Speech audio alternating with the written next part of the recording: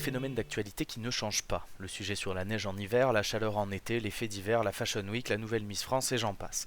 Et puis il y a des phénomènes que je qualifierais de mode, dont on parle beaucoup pendant un instant T, puis qui s'évaporent des débats comme s'ils n'y étaient jamais passés.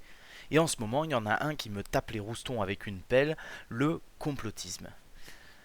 Avec le retentissement médiatique qu'a eu Hold Up, ce reportage qui dit un peu tout et son contraire, mais qui a le mérite d'avoir un peu secoué son monde, le sujet du complotisme a été mis sur la table. En pâture aux penseurs du dimanche de nos plateaux télé, on a eu le droit à toutes les analyses débiles et méprisantes qui s'appuyaient sur des études sociologiques bidons pour nous expliquer que, quand même, les gens complotistes, ils sont un peu cons. Et là voilà, toute belle, notre phrase du jour, qui nous rappelle qu'il y a des gens que l'on paye directement ou indirectement pour nous prendre pour une masse de crétins à qui il faut souvent dire de pas être bête et d'écouter les gens intelligents. Et là-dessus, je veux bien être d'accord avec eux, mais dans ce cas, qu'est-ce qu'une bande d'abrutis fout derrière les manettes de ces mêmes médias? Parce que c'est facile de traiter les gens de cons pour se gargariser d'avoir de la connaissance, quand notre métier réside justement à donner cette connaissance aux gens. C'est le serpent qui se mord la queue, et ça fait mal de se mordre la queue si mes souvenirs sont corrects. Et mes souvenirs justement me rappellent que pour comprendre un phénomène, il faut d'abord le décortiquer. Et quand j'entends décortiquer, c'est pas une commande à un institut de sondage pour savoir pour qui votent les gens qui sont complotistes, ni d'inviter un polémiste à la con pour donner son avis éclairé. Non, décortiquer, c'est essayer de comprendre pourquoi les infos sont mises en doute au profit de théories farfelues. Pourquoi on préfère croire plus gros, plus grand, qu'est-ce qui fait que nos médias officiels reculent dans la confiance collective? Il n'y a pas de réponse absolue à ça, et c'est ce que j'essaye de montrer sans cesse dans ces billets, tout est nuance. Les médias officiels n'ont jamais convaincu tout le monde, et les sceptiques divers ont en tout temps mis en doute la version officielle qu'on leur donnait, parfois à tort, parfois à raison. Mais si aujourd'hui des reportages peuvent dire n'importe quoi et trouver un public très large et favorable, c'est probablement parce que cette quantité de sceptiques a augmenté. Dans un terreau fertile où Internet, des mensonges répétés et une qualité journalistique discutable, a poussé une belle plante pleine de doutes. Et je dis bien belle plante. Quand aurons-nous un mea culpa journalistique? Et je veux pas mettre tous les journalistes dans le même panier, comme ces couillons qui se croient malins à les traiter de journalopes. Mais pointons du doigt ceux qui ont menti, mal enquêté, transformé, fait du sensationnel sur des sujets graves, ceux qui choisissent un poulain aux élections en se vantant d'être de l'objectivité, ceux qui bossent pour des milliardaires, toute cette bande qui vient chouiner que les gens sont complotistes alors qu'ils leur font bouffer des inepties à longueur de journée. La confiance, ça se mérite. Et c'est pas un acquis. Vous pouvez être droit dans vos bottes la majorité du temps, mais si vous faites quelques crasses, vous allez vous taper la réputation d'être un enculé. Eh ben les médias en ce moment c'est ça. C'est le pote mytho dans ta bande qui est souvent sympa, mais on a du mal à croire à ce qu'il raconte. C'est pas de la haine, c'est du dégoût. Ça arrive de se tromper, et un petit mensonge ça fait pas de mal. Mais quand il y a récidive, vous mettez le doute autour de vous. Et le doute justement, parlons-en du doute. Quoi de plus bénéfique que de remettre un peu en question notre réalité, de se poser pour penser à l'envers, tourner notre pensée dans tous les sens pour en tester la solidité. Quand j'entends que les complotistes augmentent, je ne me dis pas qu'on est face à un raz-de-marée d'imbéciles, mais au contraire qu'on pense de plus en plus en dehors des clous. Pas toujours de manière cohérente ni mûrement réfléchie, mais le fait de questionner nos connaissances est la preuve d'une intelligence en bonne santé, que l'on ne plonge pas dans un extrémisme idéologique ou philosophique. Avec l'apogée d'un nihilisme capitaliste qui nous pousse à consommer et bosser sans prendre le temps de réfléchir, je suis plutôt content de constater qu'il reste une résistance. Loin de moi l'idée de défendre les différents complots qui font jaser sur le net, entre les partisans de la Terre plate, les gens qui voient des reptiliens dans toutes nos célébrités, ou l'ultime complot, les Illuminati qui nous gouvernent, je dois bien reconnaître que ça me fait marrer, mais qu'après ça je passe à autre chose. C'est pas les théories qui me font plaisir, mais la démarche à l'origine, de prendre un peu de recul et de s'interroger sur qui nous dirige. Est-ce qu'on pourrait nous cacher un secret inavouable au niveau mondial? Est-ce que des extraterrestres existent? Et est-ce qu'on en a déjà croisé? Même sans trouver de réponse, en s'interrogeant, on se fait violence, on sort de son confort. On n'est pas complotiste, mais curieux.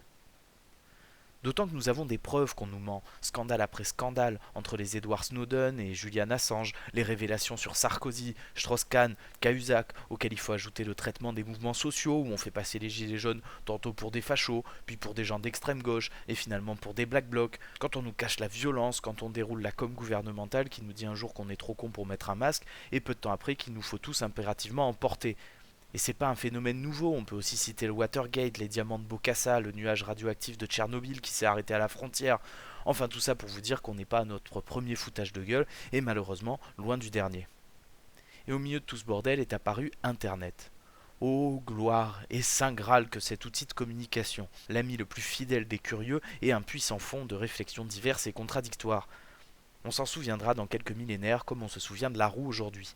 Sauf que, Pour trier les informations que l'on reçoit, il nous faut ce truc un peu indéfinissable qu'on appelle l'esprit critique. Et je suis pas là pour vous dire qui en a ou pas, mais pour pointer du doigt son enseignement.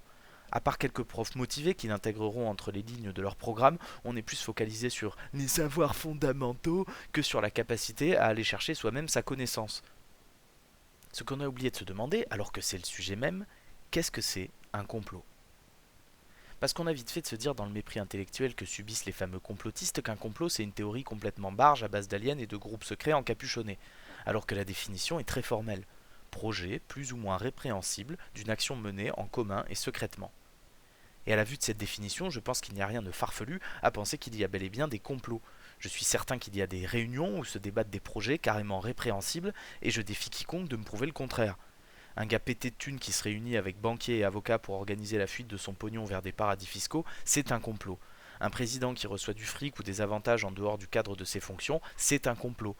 Une salle remplie d'actionnaires qui décident de licencier la moitié d'une entreprise ou de la délocaliser en Chine en prétextant une faillite alors que c'est pour augmenter les recettes, c'est un complot. Le complot est un cousin du pouvoir, il n'est pas obligé de bien se cacher puisqu'il semble évident à tout le monde. Et justement, il faut comprendre qu'il n'a pas toujours pour but de dominer le monde et d'assouvir les peuples en préparant le putsch du siècle. Il est parfois juste aussi sale que simpliste. Il ne sert qu'à remplir un peu plus des poches qui débordent, à gagner une élection, à assouvir des vengeances ou à mettre la merde sous le tapis. Ce qui alimente la méfiance en faisant des réunions à huis clos, des conseils de crise sans journalistes, quand vous faites taire les contestations par la force ou quand votre communication est contradictoire d'un ministre à l'autre, vous créez le secret et comme l'être humain déteste le vide, il imagine ce qui se passe dans cette zone d'ombre. Petits trublions de pécores que nous sommes, toujours plus intéressés par nos histoires complètement ubuesques où l'on ose mettre en doute l'intégrité et la sincérité de nos dirigeants, pendant que eux y bossent dur à faire de notre pays un endroit formidable. Nos hommes politiques et grands patrons n'hésiteront pas une seconde à traiter de complotistes tous ceux qui les mettront en doute, comme le miroir d'une cour de récré. On n'est pas au premier raccourci facile pour se sortir d'une discussion dans ces billets, entre les anarchistes, les capitalistes, les islamo-gauchistes, les fascistes, les platistes et autres mots en is, qui se balancent dans les débats dès que l'inspiration manque, on peut compter un nouveau venu. J'aime pas quand on prend les gens pour des cons. Et dans cette masse à la louche que vous traitez de complotistes, il y a des gens qui doutent parce qu'ils ont peur. Parce qu'ils entendent tout et n'importe quoi, que le monde part en couille, qu'on craint pour la planète, pour notre santé, pour la société qu'on aimerait avoir, pour ce qu'on va léguer à nos gamins et à leurs descendants. Ce même doute qui demande parfois de se tromper, de tâtonner entre le vrai et le faux, de comprendre pas à pas les carences qui nous ont conduits dans ce tourbillon d'interrogations. Et je me compte parmi eux. Libre à vous de m'insulter avec un mot en iste si ça vous chante, je continuerai à m'interroger et à me nourrir de connaissances diverses. J'en ai marre de traiter de connards les petits malins qui font joujou avec des concepts uniquement pour faire le buzz. Arrêtez de traiter les sujets par-dessus la jambe et sortez-vous les doigts du raccourci intellectuel.